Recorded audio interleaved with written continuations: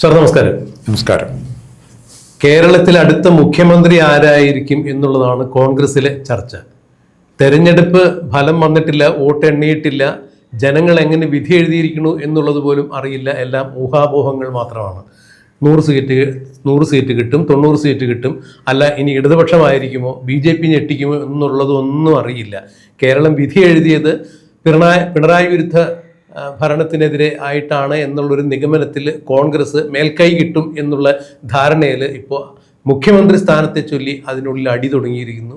UDFിലെ മുസ്ലിം league ഉൾപ്പെടെയുള്ള ഘടകകക്ഷികൾക്ക് അതിൽ അതൃപ്തിയുണ്ട്. അവർ പക്ഷം ചേരാൻ തയ്യാറല്ല എന്ന് ഇന്നലെ കുഞ്ഞാലിക്കുട്ടി വ്യക്തമാക്കുകയും ചെയ്തു. ഇവിടെ ഞാൻ പറഞ്ഞു വരുന്നത് അതല്ല. ഇന്നലെ രമേശ് ചെന്നിത്തല ഡൽഹിക്ക് പോയിരിക്കുന്നു. കേന്ദ്ര നേതാക്കളെ കാണാൻ വേണ്ടി തന്നെയാണ്, അതായത് AICC വക്താക്കളെയും ഹൈക്കമാൻഡിനെയും കാണാൻ വേണ്ടിയാണ് പോയിരിക്കുന്നത്. കേരളത്തിലെ പ്രശ്നത്തിന് വേണ്ടിയിട്ടല്ല, മഹാരാഷ്ട്രയിലെ കോൺഗ്രസിന്റെ വിഷയങ്ങൾ സംസാരിക്കാനാണ് രമേശ് ചെന്നിത്തല പോയിരിക്കുന്നത് എന്ന് പറയുമ്പോഴും കേരളത്തിലെ മുഖ്യമന്ത്രി തർക്കങ്ങളും ചർച്ചയാവും എന്ന് തന്നെയാണ് അറിയാൻ കഴിയുന്നത്. ഇവിടെ എനിക്ക് ഒരു ചോദ്യം സാറിനോട് ചോദിക്കാനുള്ളത്, മുൻപ് VP സിംഗ് പ്രധാനമന്ത്രിയായ സാഹചര്യത്തിൽ ഇന്ത്യയിൽ സമാനമായ ഒരു കസേരകളി, അതായത് ഇന്നിപ്പോൾ കോൺഗ്രസിനകത്ത് ഉണ്ടാകുന്ന മുഖ്യമന്ത്രി കസേരയ്ക്ക് വേണ്ടിയുള്ള അടിക്ക് സമാനമായൊരു കളിയായിരുന്നു അന്ന് VP സിംഗ് പ്രധാനമന്ത്രി ആവുന്നതിന് മുമ്പ് നടന്നത്. അതായത് ചന്ദ്രശേഖരാണോ VP സിംഗ് ആണോ പ്രധാനമന്ത്രി ആകണേ എന്നുള്ളൊരു തർക്കം വരുന്നു. അപ്പോൾ ചന്ദ്രശേഖർ പ്രധാനമന്ത്രി ആകണം എന്നുള്ള കൊടുമ്പിരി കൊണ്ടിരിക്കുന്നു. അവിടെ ഇവർക്ക് എല്ലാവർക്കും കീറാമുട്ടിയായിട്ട് ഇവരുടെ ഗോഡ് ഫാദറായിട്ട് ഹരിയാനയിലെ ദേവിലാൽ വരുന്നു. അപ്പോൾ ദേവിലാലാണ് പ്രധാനമന്ത്രി സ്ഥാനാർത്ഥിയെങ്കിൽ അദ്ദേഹത്തിന് വേണ്ടിയിട്ട് ഞാൻ വഴിമാറും എന്നൊക്കെയാണ് അന്ന് ഈ രണ്ടു കൂട്ടരും സംസാരിച്ചത്.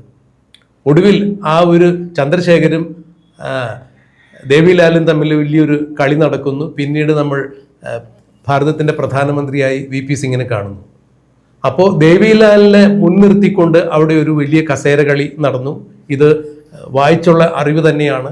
ഒരുപക്ഷെ അന്നൊന്നും നമ്മൾ രാഷ്ട്രീയ അവബോധത്തോടു കൂടി ഈ മണ്ണിൽ ജനിച്ചിട്ടുണ്ടോ എന്നൊന്നും അറിയില്ല.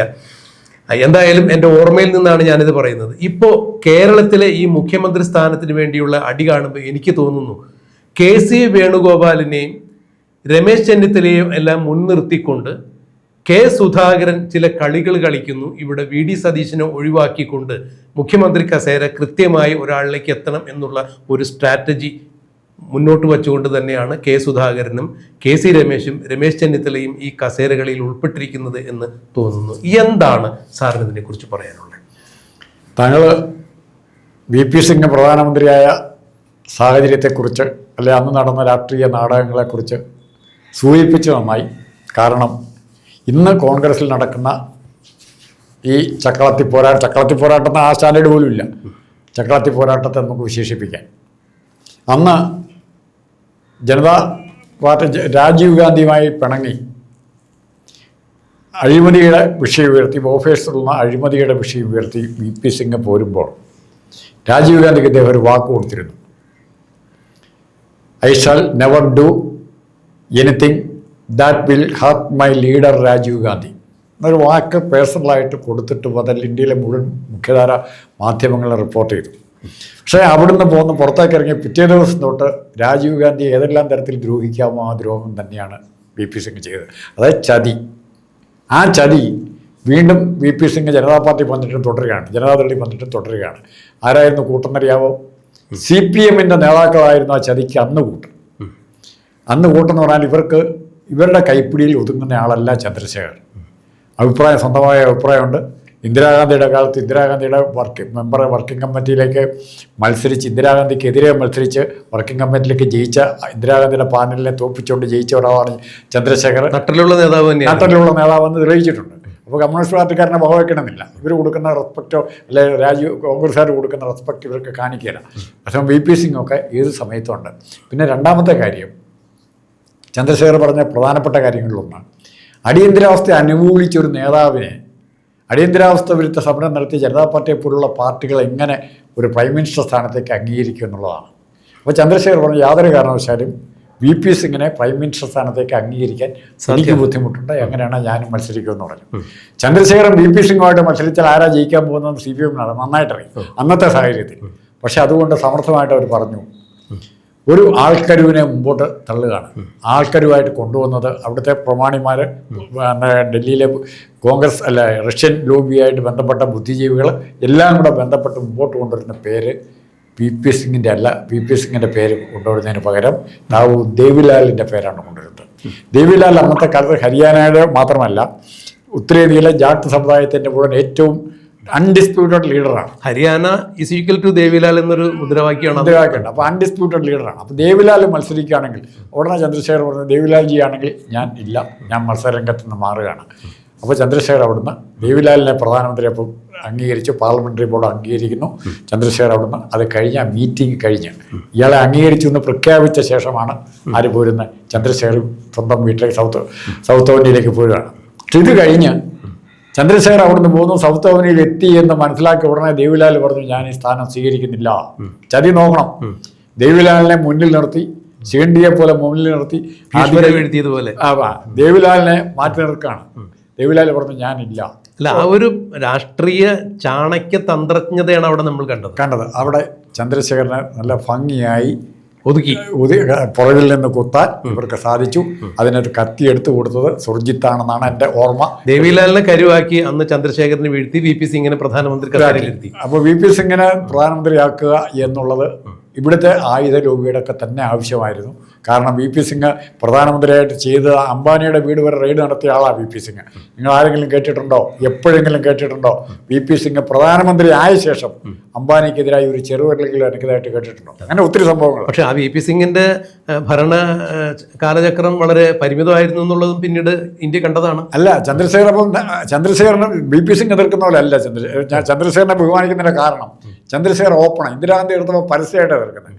ഏതെങ്കിലും മരത്തിന്റെ കൂട്ടി പുറകിൽ പോയി ആരോടെങ്കിലും കൂട്ടുകൂടി എതിർക്കല്ലേ ഇത്. പിന്നാമ്പുറങ്ങളിലല്ല ചന്ദ്രശേഖർ എതിർത്ത്. അതുപോലെ ചന്ദ്രശേഖർ പ്രധാനമന്ത്രി സ്ഥാനം രാജിവെച്ചപ്പോൾ ആ കത്ത് കൊടുക്കുന്നത് പ്രസിഡന്റ് ഓഫ് ഇന്ത്യക്കാണ് കൊടുക്കുന്നത്. VP സിംഗ് 2 പ്രാവശ്യം രാജിവെച്ചിട്ടുണ്ട്. 2 പ്രാവശ്യം പാർട്ടി പ്രസിഡന്റാണ് കൊടുക്കുന്നത്. എന്നിട്ട് ആ കത്ത് പിൻവലിക്കും. അതങ്ങനെയുള്ള കുറേ ടീമുണ്ട്. അങ്ങനെ അവരെ ആദർശവാദികളായിട്ട് ചിത്രീകരിക്കാൻ പറ്റിയ മാധ്യമങ്ങൾ. എന്തായാലും അതേപോലുള്ള ഒരു പ്ലേ ആണോ ഇപ്പോൾ കേരളത്തിലെ മുഖ്യമന്ത്രി പദത്തിന് വേണ്ടി നടക്കുന്നത്? ഇവിടെ ആരാണ് കസേരയ്ക്ക് വേണ്ടി പിടിവലി കൂടുന്നത്, ആരെ മുൻനിർത്തി ആരെ വീഴ്ത്തും എന്നുള്ളതാണ് എനിക്ക് സാറിനോട് ചോദിക്കാനുള്ളത്. ഇവർ ഈ കളിയിൽ ചെയ്തിരിക്കുന്നത് സതീശൻ ആണോ, അല്ലെങ്കിൽ ഇത് ആരാണ് മുഖ്യമന്ത്രിയാകുന്നതിനേക്കാൾ പ്രധാനം എന്തെല്ലാം കാര്യങ്ങളാണ് ഒരു മുഖ്യമന്ത്രിയിൽ നിന്ന്, അത് നമുക്ക് പിന്നീട് ചർച്ചയിൽ എടുക്കേണ്ട വിഷയം. അത് നമുക്ക് മറ്റൊരു എപ്പിസോഡിൽ ചർച്ച ചെയ്യാം. പക്ഷെ മറിച്ച് ഇവിടെ സതീശനെ തഴയാനുള്ള ഉദ്ദേശത്തിൻ്റെ അടിസ്ഥാനം ഇവരുടെ കൈപ്പിടിയിൽ ഒതുങ്ങുന്ന ആളല്ല സതീശൻ എന്നാർക്ക് മനസ്സിലായി? ഈ നേതാക്കന്മാർക്ക് പലർക്കും അല്ല, കൃത്യമായ നിലപാടുകൾ തെരഞ്ഞെടുപ്പിന് മുൻപേ തന്നെ അദ്ദേഹം വ്യക്തമാക്കിയിട്ടുണ്ടായിരുന്നു. സാധാരണഗതിയിൽ തെരഞ്ഞെടുക്കപ്പെട്ട് ഭൂരിപക്ഷം കിട്ടുമ്പോഴാണല്ലോ പലരും മലക്കം മറിഞ്ഞ നിലപാടുകളൊക്കെ പറയുന്നത്. ഇത് തെരഞ്ഞെടുപ്പിന് മുൻപേ തന്നെ കൃത്യമായി തൻ്റെ നിലപാടുകൾ വ്യക്തമാക്കുന്നുണ്ടായിരുന്നു പ്രതിപക്ഷ നേതാവെന്ന രീതിയിൽ VD സതീശൻ. ആ VD സതീശൻ്റെ ആ ആർജവവും കരുത്തും തന്നെയാണ് ഇന്നിപ്പോൾ UDF അധികാരത്തിൽ ഏറ്റുന്നുണ്ടെങ്കിൽ ജനങ്ങൾ UDF അനുകൂലമായി വിധിയെഴുത്ത് നടത്തിയിട്ടുണ്ടെങ്കിൽ അത് പ്രധാനപ്പെട്ട ഒരു ഘടകം തന്നെയായിരിക്കും എന്നാണ് എൻ്റെ വിശ്വാസം. അല്ല, ഇനി വീണ്ടും ഉണ്ട്. ഇന്നലെ കഴിഞ്ഞ ദിവസം നമ്മൾ പറഞ്ഞു VD സതീശൻ കൊടുത്തൊരു ഉറപ്പ് രമേശ് ചെന്നിത്തലയ്ക്ക് പറയാൻ പറ്റിയിരുന്നെങ്കിൽ 100 സീറ്റോ അല്ലെങ്കിൽ പോട്ടെ 80 സീറ്റില്ലെങ്കിൽ അത് കോൺഗ്രസ് അധികാരത്തിലെത്തിയില്ല, ഞാൻ വനവാസത്തിന് പോകുമെന്ന് പറയാൻ അന്ന് പറഞ്ഞ് 2021 രമേശ് ചെന്നിത്തലയ്ക്ക് പറയാൻ പറ്റിയോ? അല്ല, ഇന്നും ഈ തെരഞ്ഞെടുപ്പിൽ ഇത്ര ചങ്കുറ്റത്തോടു കൂടി ഒരു നിലപാട് വ്യക്തമാക്കിയത് ആരാണ്? ഈ തെരഞ്ഞെടുപ്പ് മാത്രമല്ല, കഴിഞ്ഞ എല്ലാ ഉപതെരഞ്ഞെടുപ്പിലും പ്രതിപക്ഷ നേതാവെന്ന രീതിയിൽ VD സതീശൻ തൻ്റെ നിലപാട് പറഞ്ഞിരുന്നു. ഈ തെരഞ്ഞെടുപ്പിൽ വിജയിക്കുകയാണെങ്കിൽ അത് ടീം UDF വിജയമാണ്.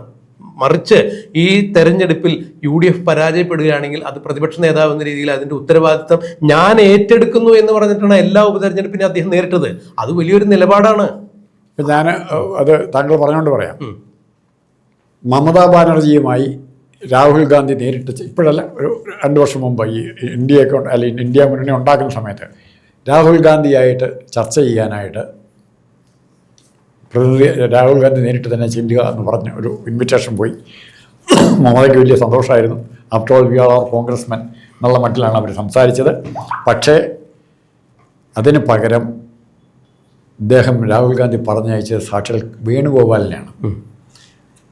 മമതയും ബഹുമാനിക്കാതെ വരുന്നില്ല, വെൽക്കം ഒക്കെ പറഞ്ഞിട്ട് നിങ്ങളെ ഇപ്പോൾ ഡിസ്കസ് ചെയ്യാനുള്ള ആൾ വരും എന്ന് പറഞ്ഞു കഴിഞ്ഞ് മമതയുടെ പേഴ്സണൽ സ്റ്റാഫിൽപ്പെട്ട ഏതോ ഒരു സെക്രട്ടറിയാണ് വേണുഗോപാലുമായിട്ട് ഈ വിഷയത്തെ സംസാരിക്കാൻ പറഞ്ഞു. കാരണം എന്നോട് സംസാരിക്കാൻ വേണുഗോപാൽ ആയിട്ടില്ല എന്നുള്ള മെസ്സേജ് രാഹുൽ ഗാന്ധിക്ക് കൊടുക്കുകയത്. കൃത്യമായി ഏതെങ്കിലും ഒരു സ്റ്റേറ്റിൽ കോൺഗ്രസ് തിരിച്ചു വരാൻ, കേരളം അല്ലാതെ തിരിച്ചു വരാൻ പറ്റിയിട്ടുണ്ടോ? അതെ, അതാണ് ഇപ്പോൾ വേണുഗോപാലിനെ ഉയർത്തി കാണിച്ചുകൊണ്ട് പല ആളുകളും ഈ മുഖ്യമന്ത്രി പദത്തിന് വേണ്ടി കളിക്കുമ്പോൾ തീർത്തും കേരളത്തിലെ നിഷ്പക്ഷമതികളായിട്ടുള്ള UDFകാരും അല്ല എന്നുണ്ടെങ്കിൽ നിഷ്പക്ഷമതികളായിട്ടുള്ള കേരളീയരും ചോദിക്കുന്ന ഒരു ചോദ്യമാണ്, കോൺഗ്രസിനെ കൃത്യമായി നയിച്ച് ഭരണത്തിൽ ഏതൊക്കെ സംസ്ഥാനത്തിൽ വേണുഗോപാലിന് കൊണ്ടുവരാൻ പറ്റിയിട്ടുണ്ട് എന്നുള്ളത് ചോദിക്കുമ്പോൾ തീർത്തും അത് നിരാശാജനകമായൊരു കാര്യമായി മാറുന്നു. കർണാടകത്തിൽ മാത്രമാണ് വേണുഗോപാലിന് ഏതെങ്കിലും തരത്തിൽ എന്തെങ്കിലും ഒരു റിസൾട്ട് ഉണ്ടാക്കാൻ സാധിച്ചത്. അതെ, അതെ, DK ശിവകുമാർ കാരനാണ് അത് എന്നുള്ളതാണ് വ്യക്തമാക്കുന്നത്. എങ്കിലും AICC വക്താവെന്ന രീതിയിൽ വേണുഗോപാലിന്റെ പങ്ക് നമ്മൾ അവിടെ നിഷേധിക്കുന്നില്ല. എന്നാൽ കർണാടകയിൽ ഒഴികെ വേറെ എവിടെയാണ് ആ ഒരു നേട്ടം ചൂണ്ടിക്കാണിക്കാൻ വേണുഗോപാലിന് ആയിരിക്കുന്നത് എന്നുള്ളത് അവിടെ വലിയ വിഷയം തന്നെയാണ്. അതുകൊണ്ട് രമേശ് ചെന്നിത്തലയുടെ മഹാരാഷ്ട്ര ഉണ്ട്. അതെ, ഇപ്പോൾ ഇന്നും ഇപ്പോൾ രമേശ് ചെന്നിത്തല ഇന്നലെയും ഡൽഹിക്ക് പോയിരിക്കുന്നത് മഹാരാഷ്ട്രയിലെ വിഷയങ്ങൾ സംസാരിക്കാനാണെന്ന് പറയുമ്പോഴും കേരളത്തിലെ ഈ വിഷയം ചർച്ചയാവും എന്ന് തന്നെയാണ് മാധ്യമങ്ങളിലൂടെ നമ്മൾ മനസ്സിലാക്കുന്നത്. എന്തായാലും ഒരു കാര്യം ഉറപ്പാണ്, മുമ്പ് ഈ ദേവിലാലിനെ മുൻനിർത്തി VP സിംഗിന് വേണ്ടി പ്രധാനമന്ത്രി കസേര ഒഴിപ്പിച്ചെടുത്തതുപോലെ ഇവിടെ KC വേണുഗോപാലിന് വേണ്ടിയിട്ട് രമേശ് ചെന്നിത്തലയെ മുന്നിൽ നിർത്തി, അല്ലെങ്കിൽ രമേശ് ചെന്നിത്തലയ്ക്ക് വേണ്ടി KC വേണുഗോപാലിനെ മുന്നിൽ നിർത്തി K സുധാകരൻ ഇത്തരം ഒരു കളി കളിക്കുമ്പോൾ കേരളത്തിലെ പ്രബുദ്ധരായ ആളുകൾക്ക് ഇത് മനസ്സിലാക്കാൻ വലിയ ബുദ്ധിമുട്ടൊന്നുമില്ല. മാത്രമല്ല ദേവിലാൽ VP സിംഗ് ചന്ദ്രശേഖരൻ്റെ ഈ ഒരു അനുഭവം മിക്കവാറും രാഷ്ട്രീയ അവബോധമുള്ള എല്ലാ ആളുകളുടെയും ചരിത്രബോധമുള്ള എല്ലാ ആളുകളുടെ ഉള്ളിലുണ്ടാകും. അതുകൊണ്ട് ഇതൊന്നും ആരും മറക്കില്ല. മാത്രമല്ല ഹൈക്കമാൻഡിൻ്റെ കൃത്യമായ ഇടപെടലുകൾ ഇതിലുണ്ടാകും. തെരഞ്ഞെടുക്കപ്പെട്ട MLAമാർ കോൺഗ്രസ്സിൽ വൻപിച്ച ഭൂരിപക്ഷം കിട്ടുകയാണെങ്കിൽ മാത്രമേ ഇവിടെ ഇവർ പറയുന്ന കളികൾ നടക്കുകയുള്ളൂ. അല്ല എന്നുണ്ടെങ്കിൽ UDF എന്ന സംവിധാനത്തിൽ ഏറ്റവും കൂടുതൽ സീറ്റ് കിട്ടാൻ സാധ്യതയുള്ളത് ഇവിടെ ഘടകകക്ഷിയായ മുസ്ലിം ലീഗാണ്. ഏതാണ്ട് 22 സീറ്റ് വരെ അവർക്ക് കിട്ടും എന്നുള്ളതാണ് നിലവിൽ ഇപ്പോൾ അറിയപ്പെടുന്നത്. അങ്ങനെയാണെങ്കിൽ അവരുടെ കൂടി താല്പര്യം പരിഗണിച്ചുകൊണ്ടല്ലാതെ ഒരു മുഖ്യമന്ത്രി സ്ഥാനാർത്ഥിയെ ഇവർക്ക് നിശ്ചയിക്കാൻ സാധിക്കില്ല എന്നുള്ള ഒരു സാഹചര്യം നിലവിൽ നിൽക്കുമ്പോൾ ഈ കാണിക്കുന്ന ചക്കളത്തി പോരാട്ടം, സാറിൻ്റെ ഭാഷ കടങ്ങളുണ്ട് ഞാൻ പറയട്ടെ, ചക്കളത്തി പോരാട്ടത്തിന് യാതൊരു പ്രസക്തി ഉണ്ടാവില്ല എന്ന് തന്നെയാണ് മനസ്സിലാക്കേണ്ടിയിരിക്കുന്നത്. എന്തായാലും ഇനി എന്താണ് ഈ കാര്യത്തിൽ നടക്കുക എന്നുള്ളത് നമുക്ക് മെയ് 4 ശേഷം കണ്ടറിയാൻ കാത്തിരിക്കുക.